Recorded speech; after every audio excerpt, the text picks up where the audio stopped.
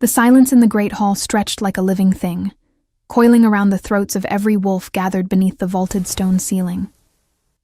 Moonlight poured through the ancient stained glass windows, casting fractured colors across the assembled packs. Crimson, sapphire, amber, painting the ceremony in shades of destiny and blood. The air hung thick with incense and expectation, with the weight of tradition older than memory itself. Every eye fixed upon the dais where the Alpha King stood, a mountain of controlled power wrapped in ceremonial furs and silver chains that gleamed against his bare, muscled chest. Briston Ashenwolf dominated the space without effort. He stood well over 6 feet, his frame carved from battle and birthright, shoulders broad enough to carry the weight of every pack in the kingdom. His long black hair fell past his shoulders, tied partially back to reveal the sharp angles of his face, the strong jaw shadowed by a dark beard that only enhanced the severity of his features. His eyes, golden and fierce as a winter sun, surveyed the hall with the detached assessment of a predator who had never known defeat. This was a man who commanded armies with a glance, who ended wars with his presence alone, who had never bowed to anyone or anything in his entire existence.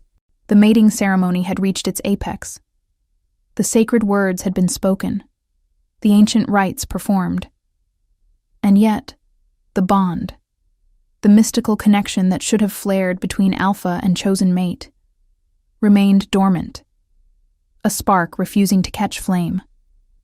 Zephyra Frostshade stood before him on the ceremonial platform, and she did not tremble. She should have. Every instinct ingrained in werewolf society demanded it. But Zephyra had never been particularly good at doing what she should. At 25, she had survived things that would have broken stronger wolves, had carved out her existence in the harsh northern territories, where only the resilient endured. Her skin was pale as fresh snow, her hair a cascade of white silk that fell to her waist, braided with silver threads for the ceremony. The red dress she wore was a deliberate choice, not the traditional white of submission, but crimson like wine, like blood, like defiance itself. It clung to her curves before flowing around her legs, a river of rebellion in a sea of tradition. She met the Alpha King's gaze without flinching, her chin raised just enough to broadcast her refusal to be diminished. Her eyes, storm gray and sharp as winter ice, held something that made even the eldest wolves shift uncomfortably in their seats. Not challenge, exactly. Not disrespect. Something far more dangerous than either. Certainty. The High Elder's voice had faded minutes ago, his final blessing hanging unanswered in the charged atmosphere. The assembly waited. Briston waited, his jaw tight, a muscle ticking near his temple as he stared at this woman who had somehow been chosen by fate, or cruel coincidence, to stand beside him. She was beautiful. He could acknowledge that with the same detachment, he might note a well-crafted weapon. But beauty meant nothing. Power meant everything. And she had none that he could see. The silence pressed down, suffocating, demanding. Someone would have to break it. Someone would have to acknowledge what everyone could feel, the absence of the bond that should have sealed their union before the gathered packs. Zephyra smiled then, slow and deliberate, the expression transforming her face from merely beautiful to absolutely arresting. She took a single step forward, closing the ceremonial distance between them with a confidence that sent ripples of shock through the watching crowd. No one approached the Alpha King uninvited. No one dared breach the sacred space during the ritual. No one except her. She tilted her head slightly, studying him with an intensity that made something unfamiliar stir in Briston's chest. Then she spoke, her voice carrying clearly through the hall, each word enunciated with perfect, devastating clarity. "You're my puppy." The great hall erupted into chaos. Before we begin the story, I want to thank everyone who supports the channel and loves our Alpha King romances. In the pinned comment, you'll find a special selection of the best Amazon audiobooks that inspire our stories. If you purchase any audiobook through those links, you'll be directly supporting the channel and helping us create more stories. Tell us where you're watching from and how old you are in the comments. I hope you enjoy the story. Gasps tore through the assembly like wind through winter trees. Several pack members leaped to their feet, hands flying to weapons that weren't there, instinct screaming at the insult delivered to their king. The High Elder's face drained of color, his ancient hands trembling as he raised them in a gesture meant to restore order, but achieving nothing. The Beta guards flanking the dais moved forward, ready to drag Zephyra away, to punish such blasphemy with swift and brutal efficiency. But Briston raised one hand, and the world stopped. His command was absolute. The guards froze mid-step. The outcry died in 100 throats. Even the air seemed to hold its breath, waiting for the Alpha King's wrath to descend upon this foolish woman who had dared the unthinkable. Briston stared at Zephyra, and something shifted behind his golden eyes. Something that had been sleeping, dormant, waiting for precisely this moment to crack open like a seed buried in frozen ground, finally touched by spring. The bond stirred, not with the explosive recognition the legends promised, not with the overwhelming surge of certainty that should have bound them the moment their eyes met. Instead, it unfurled slowly, cautiously, like a wild thing emerging from its den to test the air. It whispered through Briston's veins, soft as snowfall, insistent as the tide, carrying with it a truth that made his breath catch in his chest. Mine. The word resonated through every fiber of his being, but it carried none of the possessive dominance he had expected. Instead, it felt like recognition, like remembering something he had never known but had always been searching for, like finding the missing piece of a puzzle he hadn't realized was incomplete. Zephyra didn't move, didn't retreat, didn't apologize. She simply stood there, watching him with those storm-gray eyes, waiting to see what he would do. Testing him, measuring him. And in that moment, Briston understood with perfect clarity what she had done. She hadn't insulted him. She had challenged the very foundation of everything he thought he knew about power, about dominance, about what it meant to be alpha. She had stripped away the titles and the ceremony, and the weight of expectation, and she had looked at the man beneath the crown to ask one simple question. "Are you strong enough to handle me?" The corner of his mouth twitched. Not quite a smile, but the shadow of something that might become one. Around them, the hall remained frozen. Hundreds of wolves holding their collective breath, waiting for blood, for punishment, for the natural order to be violently restored. Briston took a step toward her, then another. He moved with the fluid grace of a predator, closing the distance between them until he stood close enough to touch, close enough to scent the wildflower and frost fragrance that clung to her skin, close enough to see the rapid pulse beating at the base of her throat. The only sign that she wasn't as calm as she pretended to be. He leaned down, his mouth near her ear, and when he spoke, his voice was pitched for her alone. A rumble of sound that vibrated through the space between them. "Bold words, little wolf. I hope you're prepared to back them up." Zephyra's smile widened, showing teeth. "I've never said anything I wasn't ready to stand behind, Alpha King. The question is whether you're ready to be more than just a title and a throne." The bond flared stronger, heat spreading through Briston's chest like molten gold. His wolf, that primal part of himself that had ruled his instincts since his first shift, surged forward with interest. Not aggression. Interest. The beast that had never bowed to anyone recognized something in this woman, something that spoke to the wild, untamed part of him that existed beneath the crown and the duty and the endless weight of leadership. He straightened, turning to face the assembly without releasing Zephyra from his peripheral vision. When he spoke, his voice carried to every corner of the hall, resonating with the authority that had never failed him. The bond has awakened. Another wave of shock rippled through the crowd, but this time it carried a different quality. Confusion, uncertainty. Because if the bond had awakened, if fate had truly chosen this pairing, then the woman's audacious words took on a different meaning entirely. Not insult, but intimacy. Not disrespect, but the prerogative of a mate to speak freely. The High Elder recovered first, his weathered face smoothing into practiced serenity as he raised his staff. Then let the ceremony be completed. Let the union be sealed before the moon and the assembled packs. Let the bond be recognized and honored.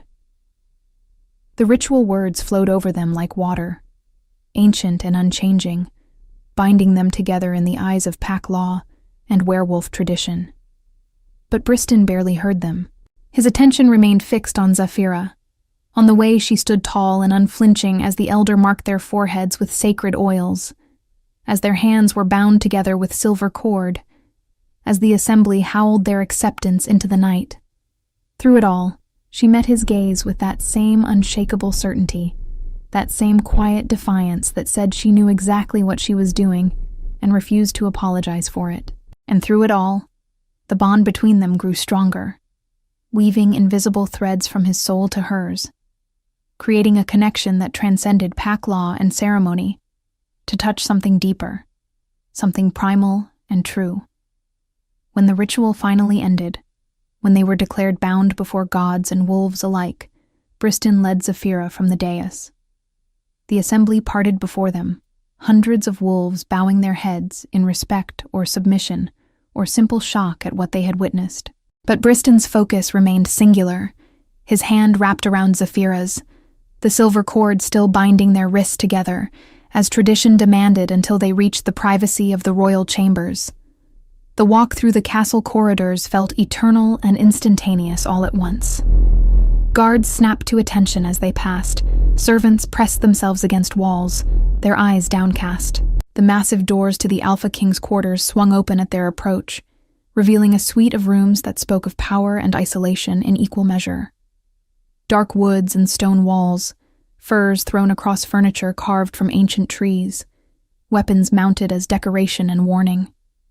A fire burned in the massive hearth, casting dancing shadows across everything.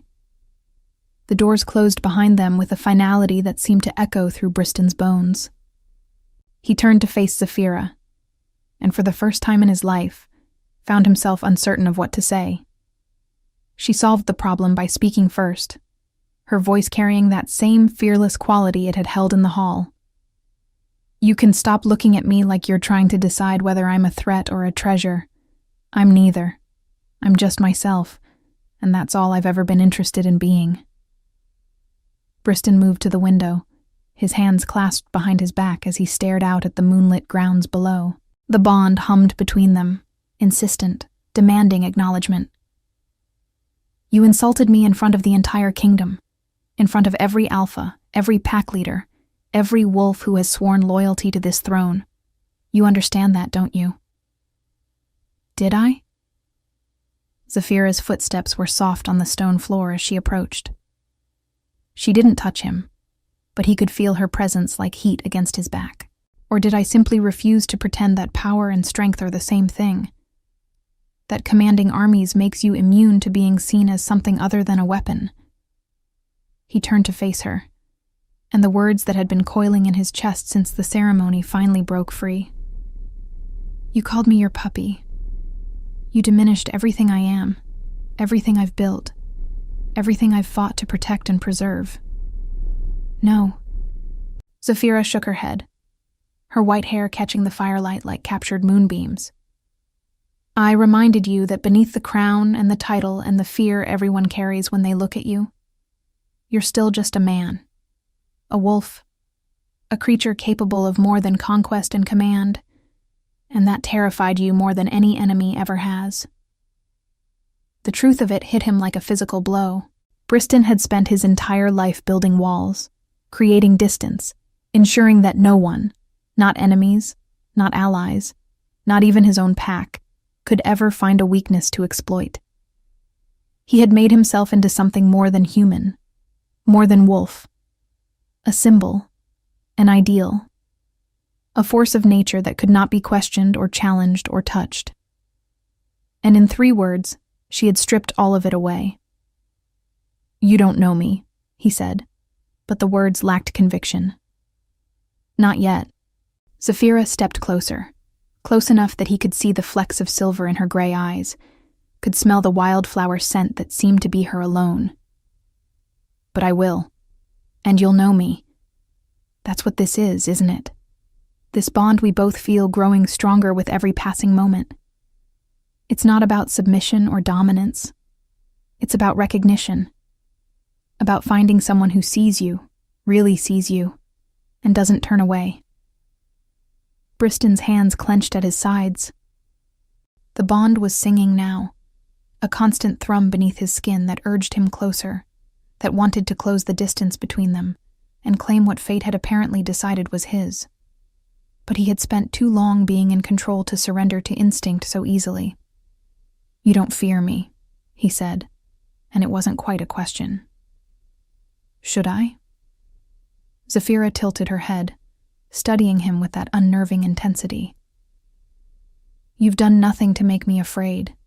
You're fierce to your enemies, yes, brutal in battle, uncompromising with those who threaten what you've built. But you're not cruel. You're not a tyrant. You're just—" She paused, searching for words. "Alone. So isolated by your own strength that you've forgotten what it feels like to let someone stand beside you instead of behind you." The accuracy of her observation should have angered him. Instead, it cracked something open inside his chest, something that had been locked away so long he'd forgotten it existed. Loneliness, the kind that came not from being surrounded by people, but from never being truly known. From always being the alpha, the king, the warrior, but never just Briston. He reached out slowly, his hand hovering near her face before finally, carefully, tucking a strand of white hair behind her ear. The touch sent electricity racing through him, the bond flaring bright and hot at the simple contact. Zafira's breath hitched, just slightly, and he saw his own reaction mirrored in her eyes.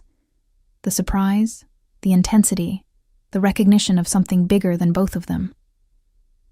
"I could have had you removed from the ceremony," he said softly, his hand still lingering near her face. "Had you punished for the insult. No one would have questioned it. But you didn't." Her voice was equally soft, but steady. "Because some part of you, maybe the part that's been buried under duty and expectation for so long you forgot it existed, recognized that I wasn't trying to diminish you. I was trying to reach you, the real you, not the legend everyone else sees. And what makes you think there's a difference? Because I've seen it."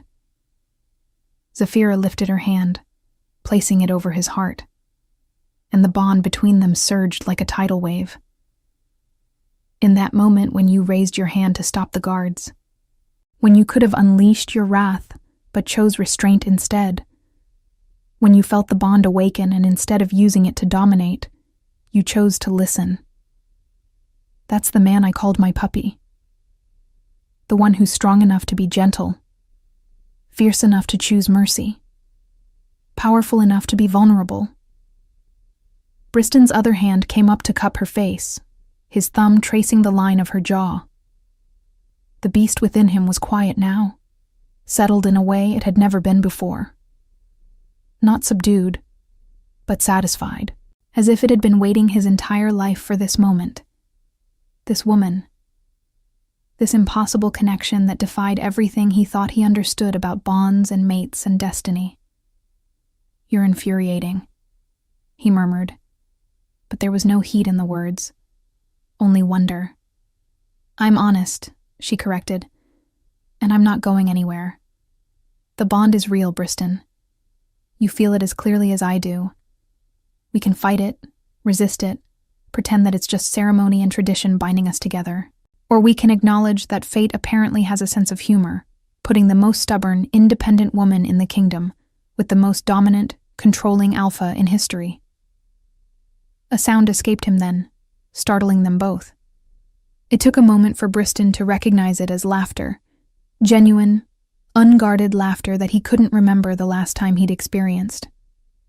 The absurdity of it, the perfect cosmic joke of being matched with someone who refused to be what everyone expected, broke through his carefully maintained composure. Zafira smiled at the sound, her whole face transforming with the expression. There he is, the man underneath the crown. "You're going to be trouble," Briston said, but he was smiling too, a rare expression that felt foreign on his face but somehow right. "Absolutely." Zafira's hands came up to rest against his chest, her fingers splaying over the steady beat of his heart. "But I'll also be loyal, and honest, and strong enough to stand beside you when the kingdom needs its Alpha King to be the warrior legend they believe you are. I won't try to change you, Briston. I won't try to soften your edges or make you something you're not. But I also won't let you forget that you're more than just power and duty, that you're allowed to be human, or wolf, sometimes too." The bond between them settled then, like a key turning in a lock, clicking into place with a rightness that resonated through every fiber of his being. Briston pulled Zafira closer, until no space remained between them, until he could feel her heart beating against his chest in perfect synchronization with his own. "My puppy," he repeated her words from the ceremony, testing them. They should have stung, should have felt like chains. Instead, they felt like freedom, like permission to be something other than the untouchable Alpha King for the first time in his life. "Mine," Zafira agreed, her voice fierce with possessive certainty. "And you're mine. Not because you're the Alpha King, not because of the crown or the throne or the power, but because when I looked at you during that ceremony, I saw someone worth standing beside. Someone worth challenging. Someone worth knowing." Briston kissed her then, unable to resist the pull any longer. It started gentle, a careful exploration, but quickly deepened as the bond flared between them like wildfire. She tasted like winter and wild things, like frost and freedom, and he couldn't get enough.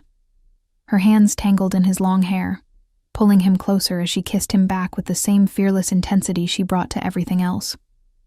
When they finally broke apart, both breathing hard, Briston rested his forehead against hers.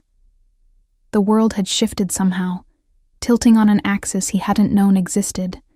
For the first time in his life, he didn't feel alone.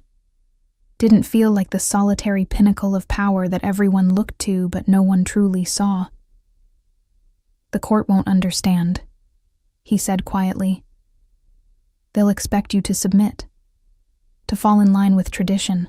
They'll whisper about your audacity, about how you insulted the Alpha King and should be punished for it." "Let them whisper." Zafira's fingers traced patterns on his chest, following the lines of old scars visible above the ceremonial furs. "I'm not here to please the court. I'm here because fate decided we belong together, and I'm curious enough, or foolish enough, to see where that leads. But I need you to understand something, Briston. I won't pretend to be weak to make others comfortable. I won't diminish myself to fit their expectations. I'll stand beside you, support you, defend this kingdom with everything I have. But I'll do it as myself, not as some watered-down version they think a queen should be." "Good." The word was a growl, satisfaction and possessive pride mixing in his chest. "I don't want a weak queen. The kingdom doesn't need one. What we need is exactly what you are. Someone strong enough to challenge when I'm wrong, brave enough to stand firm when I'm right, and smart enough to know the difference." Zafira pulled back slightly, her eyes searching his face. "You really mean that?" "I've never said anything I didn't mean." Briston echoed her earlier words back to her, watching understanding and something warmer bloom in her expression. "You were right, in the hall. I've spent so long being what everyone needed me to be that I forgot how to be anything else. But you..." He paused, struggling to articulate the feeling. "You make me remember that there's more to strength than force, more to power than dominance. You make me want to be better. Not different, not softer, but better." "That's what mates do," Zafira said simply. "We make each other better. We balance the scales. Where you're fierce, I'm fearless. Where I'm wild, you're steady. Together, we're something neither of us could be alone." The truth of it settled into Briston's bones, undeniable and absolute.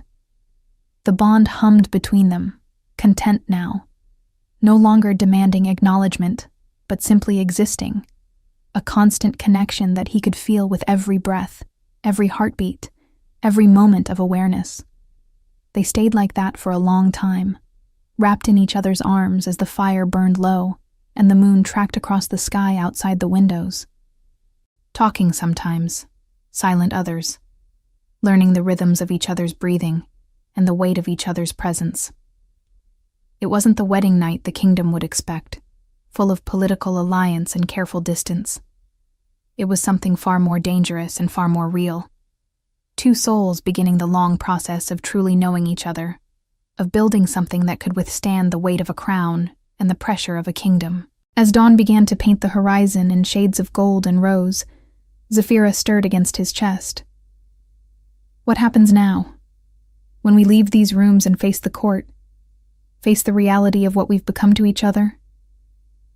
Briston considered the question, his arms tightening around her slightly. Now we show them what a true partnership looks like. Not submission and dominance, but balance, complementary strengths. We rule together, fight together, build something better than what came before. Together, Zephyra repeated, as if testing the word. Then she smiled, that fierce expression that had first caught his attention during the ceremony. I like the sound of that. So do I. And Briston realized with something approaching shock that he meant it. For the first time in his life, the thought of sharing his authority, his power, his throne, didn't feel like weakness. It felt like evolution, like becoming something greater than he could be alone. The bond pulsed between them, warm and steady and true. Briston had entered the mating ceremony expecting either a compliant partner or no partner at all. He had never imagined he would find an equal, someone who saw his strength and matched it with her own, someone who refused to be diminished by his power because she carried her own kind of strength, the kind that came not from physical dominance, but from unshakable certainty in who she was. As the sun rose fully over the kingdom, Briston Ashenwolf made a silent vow.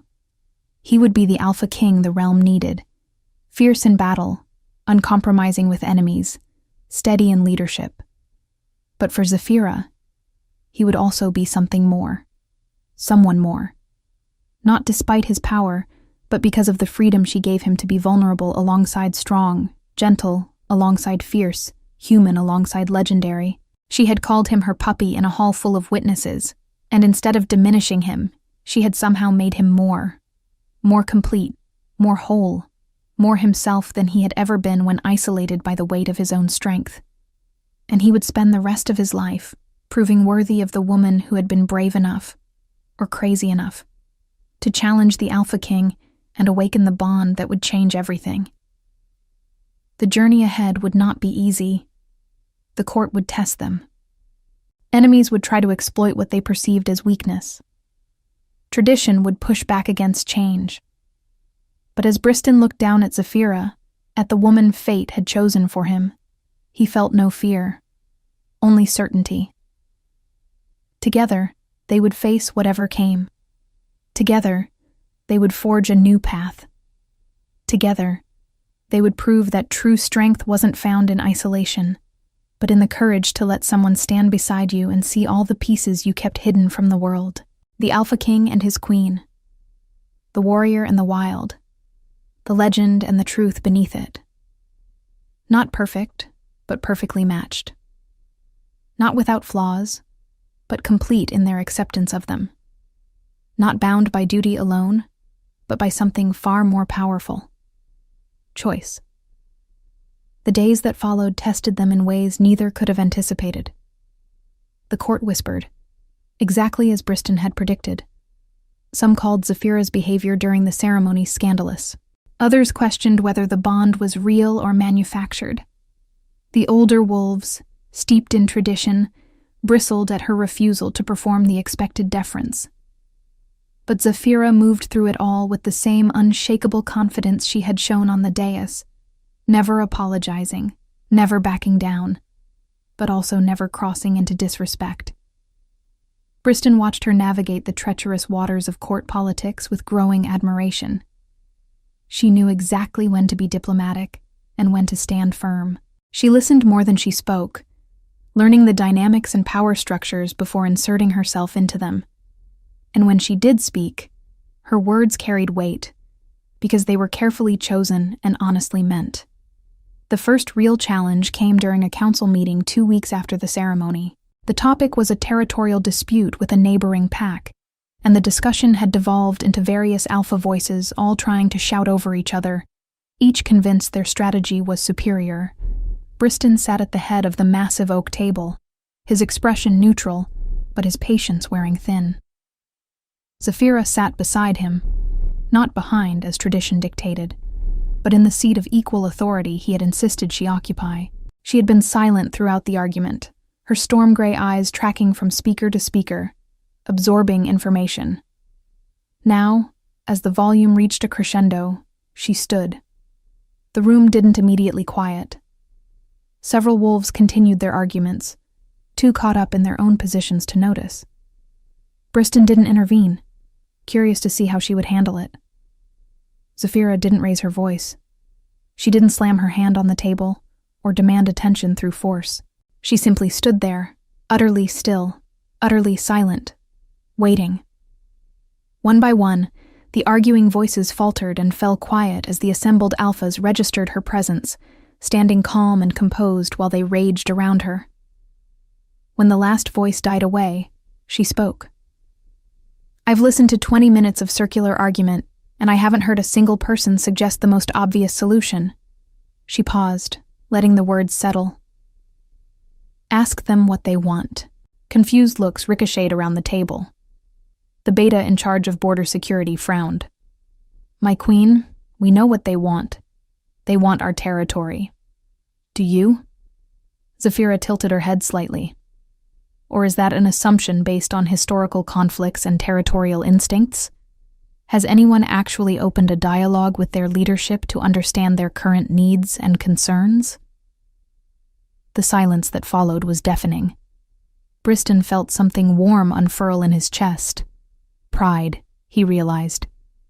She had identified the exact problem he had been circling without stating it, the tendency of wolves to assume conflict when communication might serve better. "Wolves respect strength," one of the older alphas growled. "Talking shows weakness." "No." Briston's voice cut through the room like a blade, and every head turned toward him. "Talking shows strategy. Attacking without understanding your enemy's true position shows arrogance. The Queen is right. We open communication channels. We learn what they actually want, and then we decide whether to negotiate or demonstrate why our borders are not to be tested." He turned to Zafira, letting the assembled council see the respect in his expression. "Well observed, my queen."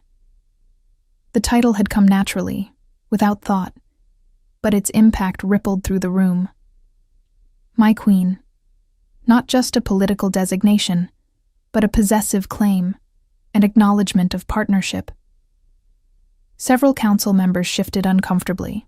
Others nodded slowly, beginning to understand that this pairing would not follow traditional patterns. After the meeting, Briston found Zafira in one of the castle's smaller libraries, a room lined with ancient texts and illuminated by afternoon sunlight streaming through tall windows. She stood at one of the windows, looking out over the training grounds where younger wolves practiced combat forms. "That was well done," he said, moving to stand beside her. "In council." It was obvious. Zafira glanced at him, a slight smile playing at the corners of her mouth. They were so busy proving their dominance to each other that they forgot the actual objective was to protect the kingdom, not win an argument. Most wouldn't have dared point it out, especially not in their first council meeting as queen. "I'm not most people." She turned to face him fully, her expression serious. "And I need you to understand something, Briston. I won't be a decorative queen who sits silently while decisions are made. You gave me that seat at the table. I'm going to use it." "I know." He reached out, tucking a strand of white hair behind her ear in a gesture that was becoming familiar. "That's why I put you there. The kingdom doesn't need another version of me. It needs balance. Vision I might miss because I'm too close to tradition, or too focused on force as the first solution." Zafira's eyes softened slightly. "It's hard for you, isn't it? Sharing power. Letting someone else have input on decisions you've made alone for so long." The honesty of the question deserved an honest answer. "Yes," Briston admitted. "Every instinct I have says I should command, not consult. That showing any uncertainty to the council is dangerous. That a divided leadership is a weak leadership. But," she stepped closer, her hand coming to rest on his chest, "but you're not dividing my leadership. You're enhancing it, and fighting that truth just because it's unfamiliar would be stupid." He covered her hand with his own. "I'm learning, Zafira, to listen before I command, to consider options I would have dismissed before, to trust that strength comes in many forms, not just the ones I was taught to value." "Good." She rose on her toes, pressing a quick kiss to his jaw. "Because I have thoughts about the kingdom's agricultural policies, and I'm going to need you to not growl at me when I share them with the council next week." Briston did growl, but it was followed by laughter, that strange, unfamiliar sound that seemed to happen more and more often around her. "You're going to be the death of me. Doubtful. You're far too stubborn to die." Zafira pulled away, moving to one of the bookshelves and running her fingers along the spines of ancient texts. "Besides, you promised we'd face things together, remember? That includes boring agricultural policy meetings." "Nothing about you is boring," Briston said, and meant it. Even standing still, just browsing books, she radiated a vitality that drew his attention like gravity. The bond hummed between them, content and constant, a steady reminder of the connection they shared. As spring turned to summer, their partnership deepened in ways that surprised them both. Briston found himself consulting Zafira on matters of state that he would have previously decided alone. Not because protocol demanded it, but because her perspective, shaped by different experiences and untainted by years of political maneuvering, often revealed angles he had missed. She had a gift for seeing patterns in chaos, for finding the human elements in political problems. In return, Zafira learned the weight of command from watching Briston lead. She saw how he balanced compassion with necessity, how he made hard choices that served the greater good even when they cost him personally, how he carried the burden of every life in the kingdom as if it were a physical weight on his shoulders. She had called him fierce, but she came to understand that his fierceness was born not from cruelty, but from the overwhelming responsibility he felt for those under his protection. The court slowly, grudgingly, began to accept their dynamic. It helped that Zafira never undermined Briston's authority publicly, never contradicted him in ways that would weaken his position. But she also never pretended to agree when she didn't, never smiled and nodded through policies she found objectionable. Instead, she mastered the art of private counsel and public unity, ensuring that their debates happened behind closed doors, while the kingdom saw only a united front. But not all threats came from politics or tradition. The first real danger appeared on a humid summer night when scouts brought word of a rogue pack crossing into their territory. Not the neighbors they had been negotiating with, but a different group entirely. One known for brutality and disregard for pack law. The war room filled quickly with Briston's most trusted warriors. Maps spread across the central table, marked with positions and potential strategies. The beta commander detailed the threat. Approximately 40 wolves, well armed, moving with purpose toward one of the outlying villages. "We ride at dawn," Briston said, his voice carrying the absolute certainty of command.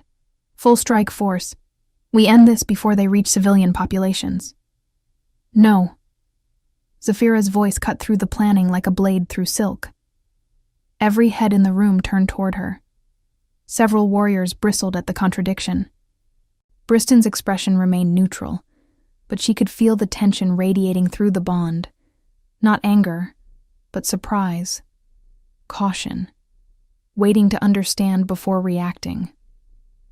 "Explain," he said simply. Zafira moved to the map, her finger tracing the route the rogues were taking.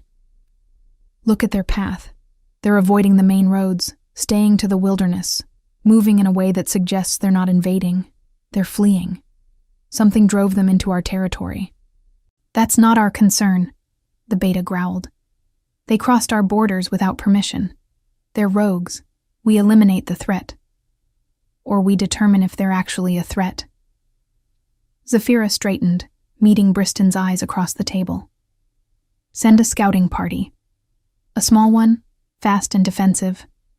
Learn what's chasing them before we commit to a full assault on wolves that might be refugees rather than raiders." The war room erupted in protest. Warriors who had spent decades following Briston's decisive leadership bristled at the suggestion of caution. But Briston held up his hand, silence falling instantly at the gesture. He studied the map, his jaw tight, clearly wrestling with instinct versus strategy. "If you're wrong," he said slowly, "if they are raiders and we delay, the village could be attacked before we arrive. Then we also send a defensive force to the village," Zafira countered. "Protect our people while we gather information. If I'm wrong, we fight from a defensive position that favors us. If I'm right, we avoid starting a war with desperate wolves, who might become allies instead of enemies." The silence stretched for a long moment. Briston's golden eyes remained locked on hers, and she could feel him measuring the situation, weighing the risks, deciding whether to trust her instinct against years of training that said to strike first and ask questions later. Finally, he nodded. "We do both. Beta Kalen, take half the force to defend the village. Captain Thorne, you lead a small scouting party. Observe only, engage only if attacked. I'll lead the main force to a staging position between the rogues and the village. If they're fleeing, we offer sanctuary under controlled conditions. If they're raiding, we end it." He turned to Zafira. "You stay here where it's safe." "Absolutely not." Zafira moved around the table to stand directly in front of him. "If we're offering sanctuary to refugees, they'll need to see both the Alpha King's strength and the Queen's mercy. I go where you go." "Zafira." Briston's voice held warning, the alpha in him balking at the idea of bringing his mate into potential danger. "Briston." She met his warning with calm certainty. "I'm not some fragile thing to be locked away while you fight. I'm your queen and your mate. We stand together, remember? That means in council rooms and on potential battlefields." The bond between them crackled with his conflict, the instinct to protect her warring with the knowledge that she was right, that diminishing her to keep her safe would damage the very partnership they had built. She could see the moment he surrendered, not to her demand, but to the truth of what they had become to each other. "You stay close to me," he said finally, his voice rough. "And if fighting starts, you follow my commands without question. This isn't negotiable." Agreed. Zafira knew when to push and when to accept terms. This was victory enough. Being included, being trusted to stand beside him even when every protective instinct he had screamed against it. They rode out within the hour, a force of 30 warriors moving swiftly through the night-darkened forest. Briston led from the front, Zafira beside him on a gray mare that matched her hair. She could feel the tension radiating through him, could sense his awareness focused on her as much as on the potential threat ahead. It should have annoyed her, that protective vigilance. Instead, it warmed something in her chest. He might growl at councils and intimidate enemies, but for her, his fierceness transformed into something softer. Protection instead of domination. Care instead of control. They reached the staging position just as Captain Thorne's scouts returned with their report. The rogue pack had indeed been fleeing, not raiding. They were pursued by hunters, humans with silver weapons, and the organization of professional wolf killers. The rogues were desperate, wounded, with several pups among their number. Briston's expression hardened. How many hunters? At least 20 that we could see. Possibly more. They're organized, well-equipped. This isn't random violence. This is systematic extermination. The words hung in the air like poison. Every wolf in the force felt the wrongness of it, the violation of the ancient laws that said humans and werewolves stayed separate, avoided direct conflict, except in the most extreme circumstances. Hunters that organized, that equipped, represented a threat not just to the rogues but to every pack in the region. Zafira moved her horse closer to Briston's. We have to help them. I know. His hand clenched on his reins. But bringing unknown wolves into our territory, wolves we have no bond to, no alliance with, it's a risk. So is letting hunters establish operations this close to our lands. Zafira kept her voice low, pitched for his ears alone. If we turn away refugees, we signal that we're willing to let wolves die, rather than extend protection. That weakness will draw more attacks, not fewer. But if we stand firm, if we demonstrate that our territory is a sanctuary for wolves in need, we establish ourselves as a power that hunters think twice before challenging. Briston turned to look at her, and she saw the moment he truly understood what she was offering. Not just strategy, but perspective. The long view versus the immediate risk, the political implications beyond the military ones. You're right, he said simply. Then louder, to the assembled warriors. We offer sanctuary to the rogues, and we send a message to the hunters that werewolf territory is not to be violated, non-lethal force if possible, but make it clear that they hunt here at their own peril. The warriors moved with practiced efficiency, splitting into groups. Some rode to intercept the rogues and offer protection. Others circled toward the hunter's position, ready to establish a perimeter. Briston and Zafira rode at the center of the force, the Alpha King's authority and the Queen's presence serving as a beacon for the desperate wolves they sought to aid. The rogues appeared through the trees like ghosts, thin, bleeding, terrified. A woman who appeared to be their leader stumbled forward, her eyes wide with exhaustion and fear. Alpha King, she gasped, recognizing Briston immediately. Please, we mean no harm. We're just running, Briston finished, his voice gentler than Zafira had ever heard it outside their private chambers. I know. You're on Ashen Wolf land now. The hunters won't follow you here. He gestured to his warriors. Get them to safety. Medical attention for the wounded. Food and shelter for all of them. As the rogues were carefully surrounded by protective guards and led toward the heart of Ashen Wolf territory, Zafira watched Briston's face. He had made a choice that went against every tactical instinct, taking in unknown wolves, stretching his resources, accepting the risk of harboring potential enemies. He had done it not because strategy demanded it, but because it was right. Because the alternative was to let innocent wolves die, and that was something the man behind the Alpha King's crown could not accept. Her heart ached with the realization of how much weight he carried, how many impossible choices he made every day, how lonely it must have been to bear all of it alone for so many years. The hunters, when confronted by overwhelming werewolf force on claimed territory, retreated. Not without a fight. Several skirmishes broke out along the perimeter, silver weapons clashing against claw and fang. But Briston's warriors were better trained, better coordinated, and fighting with the righteous fury of wolves protecting their territory. Within an hour, the hunters had withdrawn, leaving behind only the acrid smell of gunpowder and silver and human fear. Briston stood at the edge of the battlefield, blood splattered across his armor, none of it his chest heaving with the aftermath of combat. The beast within him was still close to the surface, golden eyes glowing in the darkness, every muscle taut with residual aggression.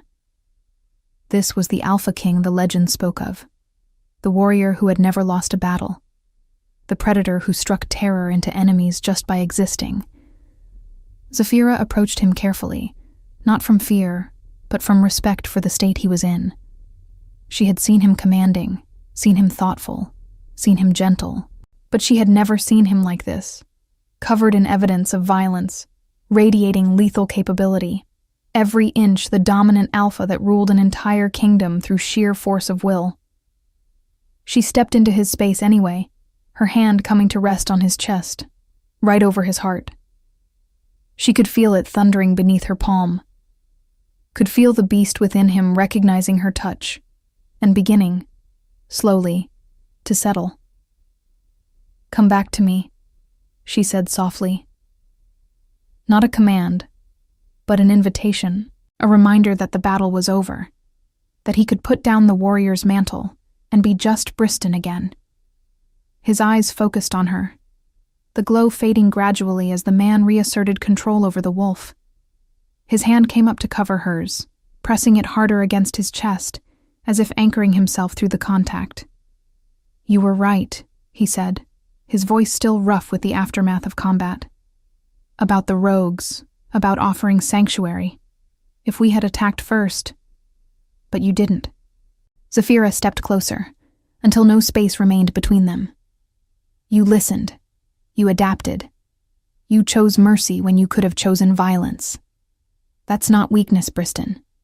That's the kind of strength that builds kingdoms, not just defends them." He pulled her against him then, uncaring of the blood that would stain her clothes, needing the contact to ground himself fully. The bond between them pulsed, warm and reassuring, reminding him that he wasn't alone anymore, that the weight he carried could be shared, the impossible choices made together, the burden of leadership distributed across two sets of shoulders instead of one. Around them, warriors were securing the perimeter and tending to the injured. But in that moment, in the circle of each other's arms, Briston and Zafira existed in a space apart from duty and danger. Just two souls that had somehow found each other against impossible odds, that had chosen to build something real amid crowns and ceremonies and the weight of an entire kingdom. "I need you," Briston said quietly, the admission raw and honest in a way he had never allowed himself to be before her. "Not just for strategy or perspective or balance. I need you, Zafira. The thought of you in danger, of losing you. You won't." She pulled back just enough to meet his eyes. "I'm not fragile and I'm not going anywhere. We're bound, remember? By fate and choice and this impossible bond that grows stronger every day. You're stuck with me, Alpha King." "My puppy," he said, echoing her words from the ceremony with a slight smile that transformed his blood-spattered face into something almost boyish. "Your equal," she corrected gently. "Your partner, your queen. But yes, also your puppy if it reminds you that beneath all the power and duty, you're allowed to just be Briston sometimes, to be vulnerable, to need someone. I love you." The words escaped before he could think better of them, raw and unplanned, and more honest than anything he had ever said. "I didn't think I was capable of it. Love seemed like a luxury I couldn't afford, a weakness enemies could exploit. But you make me want to be brave enough to feel it anyway." Zafira's breath caught. The bond between them flared bright and hot, responding to the emotion in his words. "I love you too," she said, her voice thick with feeling. "I think I have since that moment in the ceremony when I saw beneath the legend to the man. When I realized that your strength was real, yes, but so was your loneliness. And I needed, to reach that lonely part of you, and remind you that you didn't have to face everything alone." He kissed her then, there on the battlefield with his warriors moving around them, with the scent of combat still heavy in the air. He kissed her like she was the only thing in the world that mattered, like she was air and water, and everything he needed to survive. And she kissed him back with equal fervor, pouring everything she felt into the connection, love and trust, and the absolute certainty that they were exactly where they were meant to be. When they finally broke apart, Briston rested his forehead against hers. "Take me home," he murmured.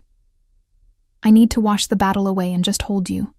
No kingdom, no duty, no warriors, just us." Just us, Zephyra agreed, her heart full to bursting with love for this complicated, powerful, vulnerable man who had somehow become her everything.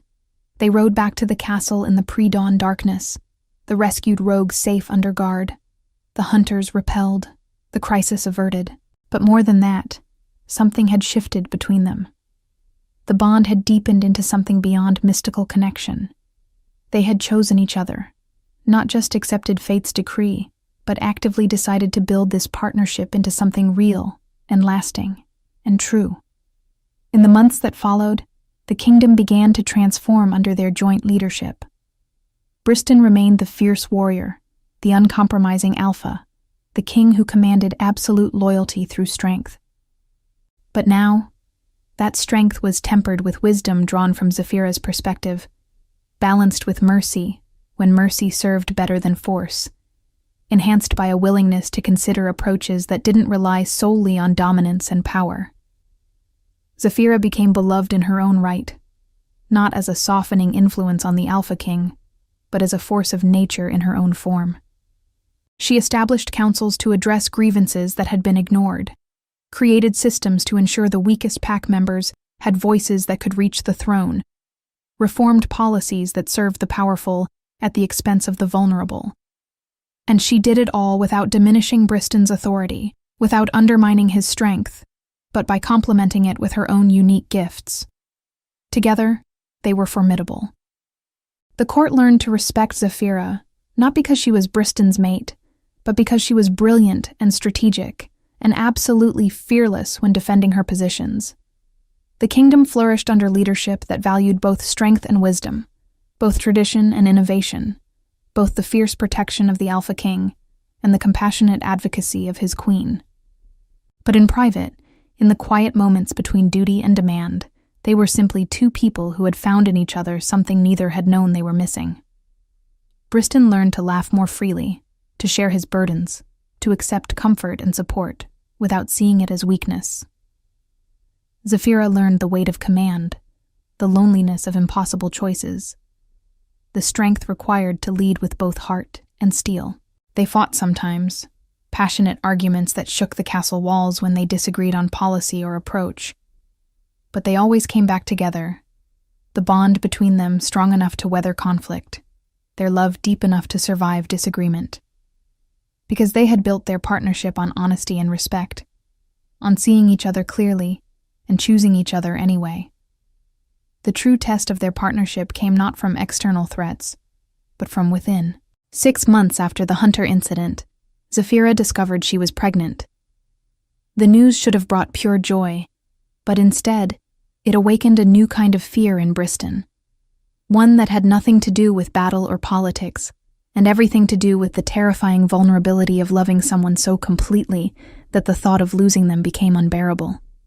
He became overprotective, hovering, restricting her movements in ways that made Zephyra's independent spirit chafe. Council meetings became arguments about whether she should rest more, travel less, take fewer risks. The warriors noticed the tension between their rulers, the way the Alpha King's attention split constantly between his duties and ensuring his mate remained safe. It came to a head during a storm-lashed night when Zephyra insisted on attending a border dispute negotiation, despite Briston's objections. They stood in their chambers, the rain hammering against the windows like accusations, both of them rigid with frustration and fear. "You could lose the pup," Briston said, his voice rough with barely contained emotion. "One wrong move, one unexpected attack, one moment of stress. Or I could spend the next months wrapped in cotton, useless to the kingdom, diminished to nothing more than a vessel." Zephyra's eyes flashed with anger. "Is that what you want? To reduce me to the very thing I refused to be when we met? I want you safe." The words exploded from him, raw and desperate. "I want you alive. I want our child to have a mother. I want—" His voice broke, and he turned away, his hands clenching into fists. "I cannot lose you, Zephyra. I will not survive it. I have been many things in my life, warrior, king, leader, weapon, but I have never been afraid until you. until I understood what it meant to have something more precious than my own life walking around in the world, vulnerable to every danger I cannot control. The honesty of it shattered Zafira's anger. She moved to him, her hands gentle on his rigid shoulders. "Briston, look at me." He turned, and she saw the fear naked in his golden eyes. Not the controlled concern of an alpha for his pack, but the raw terror of a man facing the possibility of losing everything that made his life worth living. "I'm not made of glass," she said softly. "This pregnancy doesn't erase who I am, or what I'm capable of. Yes, we'll be more careful. Yes, some risks aren't worth taking right now. But if you try to lock me away, if you treat me like a fragile thing instead of your partner, you'll destroy the very thing you're trying to protect. Not my body, but us. The partnership we built. The respect and equality that made our bond real instead of just mystical." Briston's hands came up to frame her face, his touch infinitely gentle despite the strength coiled in his frame.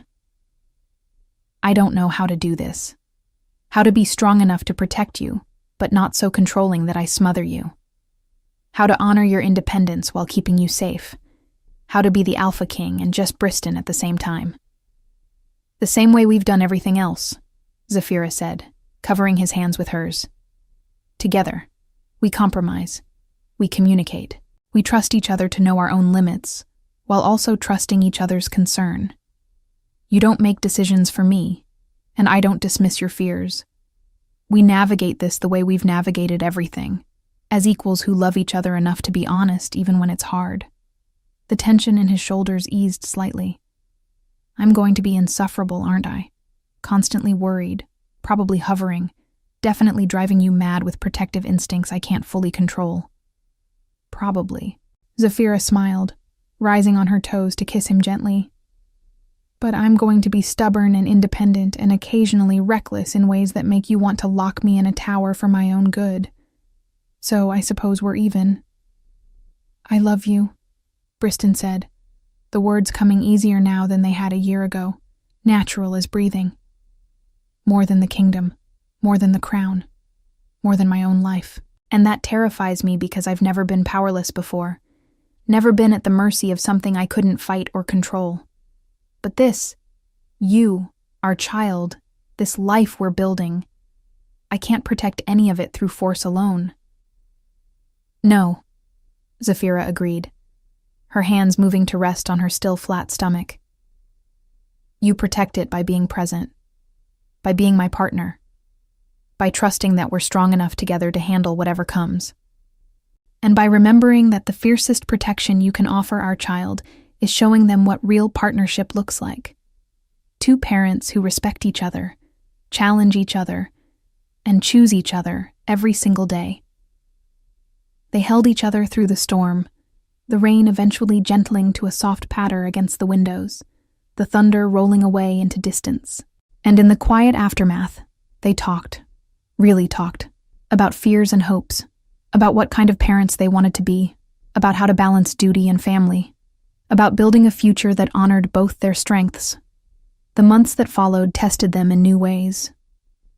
Zafira's pregnancy progressed, and they learned together how to navigate the changing dynamics. Briston learned to channel his protective instincts into support rather than control, to trust Zafira's judgment about her own capabilities while also being honest about his concerns. Zafira learned to accept help without seeing it as weakness, to acknowledge when rest was needed without viewing it as failure. The kingdom watched their alpha pair with growing respect and affection. Here was a king who was strong enough to show vulnerability, fierce enough to be gentle, powerful enough to defer to his mate's wisdom when it exceeded his own. Here was a queen who was independent enough to accept support, wild enough to be tamed only by choice, strong enough to demand equality even in moments of physical vulnerability. When their daughter was born on a spring morning, with dawn breaking golden over the castle walls, Briston wept openly. He held the tiny, perfect creature with hands that had ended battles and commanded armies, and he trembled with the overwhelming love and terror of it. Zafira, exhausted but radiant, watched him with eyes full of tenderness. "Hello, little one," he murmured, his voice rough with emotion. "I'm your father, and I promise you, I will be fierce to the world but gentle with you. I will be strong enough to protect you, but wise enough to let you grow. I will be everything you need me to be, because you and your mother have taught me that true strength isn't about being invulnerable. It's about being brave enough to love, despite the fear." Zafira reached out, and Briston carefully settled beside her on the bed, their daughter cradled between them. The bond pulsed with their shared joy, their shared fear, their shared absolute certainty that whatever challenges lay ahead, they would face them together. "She has your eyes," Zafira said softly, tracing a finger over their daughter's tiny features. "Golden, like winter sun. She'll be fierce." "And she has your hair," Briston countered, touching the downy white fuzz on the baby's head. "She'll be fearless. Gods help us." They named her Lyanna, after Zafira's grandmother, who had taught her that strength came in many forms. And as the castle celebrated the birth of the heir, as the kingdom rejoiced in the continuation of the Ashenwolf line, Briston and Zafira held their daughter and each other and marveled at the life they had built from 4 defiant words spoken during a ceremony. Time continued its relentless march. Lyanna grew into a child who embodied the best of both her parents, fierce and fearless, strong and gentle, commanding respect through authenticity rather than fear.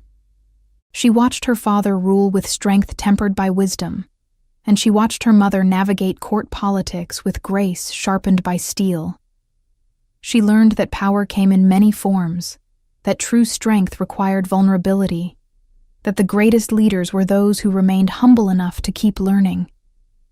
The kingdom prospered under Briston and Zafira's joint rule. Trade flourished. Alliances strengthened. The refugee wolves who had been offered sanctuary integrated into the pack, bringing new skills and perspectives that enriched everyone. The borders remained secure not because they were defended with overwhelming force alone, but because the Ashenwolf territory became known as a place where strength and justice coexisted, where mercy balanced might, where wolves could find both protection and freedom. But more than any political achievement or territorial expansion or economic growth, Briston and Zafira's greatest legacy was the transformation of what leadership could mean. They proved that an alpha king could be vulnerable without weakness, that a queen could be independent without undermining her mate's authority. That true partnership required neither submission nor dominance, but mutual respect and complementary strengths. A year after the ceremony, on the anniversary of the day Zafira had called Briston her puppy and changed both their lives forever, they stood together on the castle balcony overlooking the kingdom spread below. Lyanna slept peacefully in her nursery, watched over by guards who would die before letting harm reach her. The sun was setting, painting the sky in shades of gold and crimson, and Briston had his arms wrapped around Zafira from behind, her back pressed against his chest. "Do you regret it?" she asked quietly. "Accepting a mate who refuses to be traditional? Who challenges you constantly? Who called you her puppy in front of the entire kingdom?" Briston's arms tightened around her, his chin resting on top of her head. "Not for a single moment. You saved me, Zafira, from becoming so isolated by my own power that I forgot how to be anything except the Alpha King. You reminded me that I could be strong and vulnerable, fierce and gentle, a warrior and a man. You gave me permission to be whole instead of just powerful." "You did the same for me," Zafira said, turning in his arms to face him. "You could have demanded submission, could have forced me into the mold of what everyone expected a queen to be. Instead, you gave me space to be myself, to bring my strengths to our partnership, to stand beside you as an equal instead of behind you as an accessory." The evening breeze carried the scent of wildflowers from the gardens below, mixing with the familiar comfort of their combined scents. Frost and pine, wildness and strength, perfectly balanced. Zafira reached up to trace the line of Briston's jaw, feeling the familiar scratch of his beard against her palm. I used to think love was a weakness, Briston admitted, his voice low and intimate in the gathering darkness. Something that made you vulnerable to manipulation and pain. My father taught me that an alpha stands alone, that depending on others creates cracks enemies can exploit.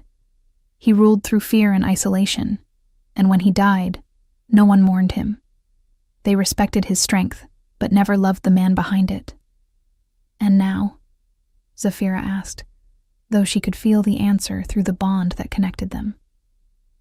Now I know that love is the greatest strength I possess, not because it makes me invulnerable, but because it makes me brave enough to be vulnerable. You, Lyanna, the life we've built, these are worth any risk, any sacrifice, any battle I'll ever face. His hands moved to her face, tilting it up so their eyes met in the fading light. You're my mate, Zafira, in every sense of the word. My equal, my partner, my love, my challenge, my comfort. The bond brought us together, but we chose to make it real, to build something that transcends fate or ceremony or expectation. And I wouldn't change a single thing about you or us or the journey that brought us here. Tears pricked at Zafira's eyes. Happy tears, the kind that came from being completely known and completely loved anyway. You know what the irony is? I called you my puppy to challenge you, to test whether you were strong enough to handle a woman who wouldn't bow. But you ended up teaching me that true strength isn't about never bowing. It's about choosing when to stand firm and when to yield, when to challenge, and when to support. You made me better, Briston. Stronger because I learned that accepting help and showing vulnerability don't diminish me. They complete me. My puppy, Zafira said softly, the words carrying none of the defiance they had held during the ceremony. Now they were pure affection, an endearment born of intimacy and trust, a reminder of the moment that had changed everything. Your mate, Briston corrected gently, but he was smiling that rare, genuine smile that transformed his usually severe features into something almost boyish. Always and forever, your mate. He kissed her then, slow and deep and full of promise. The kiss held everything, the fire of their first meeting, the tenderness of their growing love, the absolute certainty of their future together. When they finally broke apart, both breathing slightly harder, Briston rested his forehead against hers. Thank you, he whispered.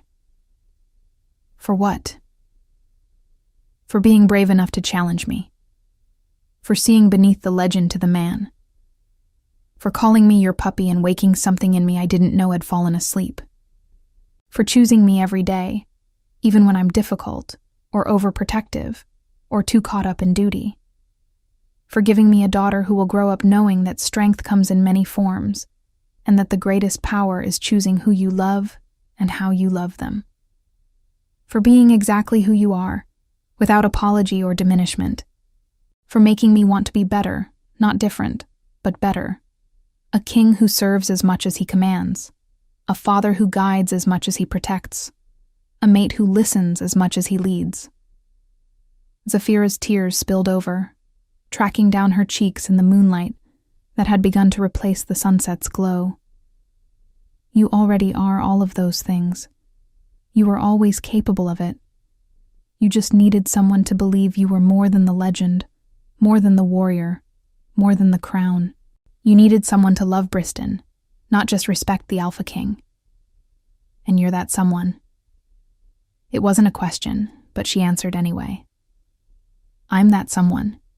Today, tomorrow, 50 years from now when we're old and gray and watching our grandchildren play in these gardens. I'm that someone, Briston. Your partner, your equal, your love, your puppy. If that's what reminds you that beneath all the power and prestige, you're allowed to be human, to be vulnerable, to be loved not for what you can do, but for who you are. They stood together in the moonlight, the kingdom peaceful below them, their daughter safe in her nursery, the bond between them stronger than ever. And in that moment, everything was perfect. Not because they had no challenges left to face, or no battles left to fight, but because they knew, with absolute certainty, that whatever came next, they would face it together. As the sun disappeared below the horizon and stars began to appear in the darkening sky, they stood together. The Alpha King and his queen, the warrior and the wild, two souls that had found in each other the perfect balance of strength and vulnerability, power and compassion, legend and truth. They had built something rare and beautiful from the ashes of loneliness and expectation, had forged a partnership that would be remembered long after they were gone. And it had all started with 4 simple words spoken in defiance and recognized in wonder. "You're my puppy." The bond had awakened within him that day, yes. But more than that, Briston Ashenwolf had awakened to the possibility that he could be more than just the untouchable Alpha King. He could be known. He could be loved. He could be chosen. And he had been. By a woman brave enough to challenge him, strong enough to stand beside him, and wise enough to see the man beneath the crown. Together, they would face whatever came. Together, they would build a kingdom that valued strength in all its forms. Together, they would prove that the greatest power came not from dominance alone, but from the courage to be vulnerable with the right person. Together, they were complete. And that was the greatest magic of all. We'd love to hear your thoughts on this beautiful love story. Let us know what you thought of this tale full of emotions and surprises. Tell us your name, where you're watching from, and rate this story from 0 to 10 if it touched your heart. And if you enjoyed the plot, don't forget to leave a like and subscribe to the channel so you don't miss the amazing new stories coming soon. See you next time.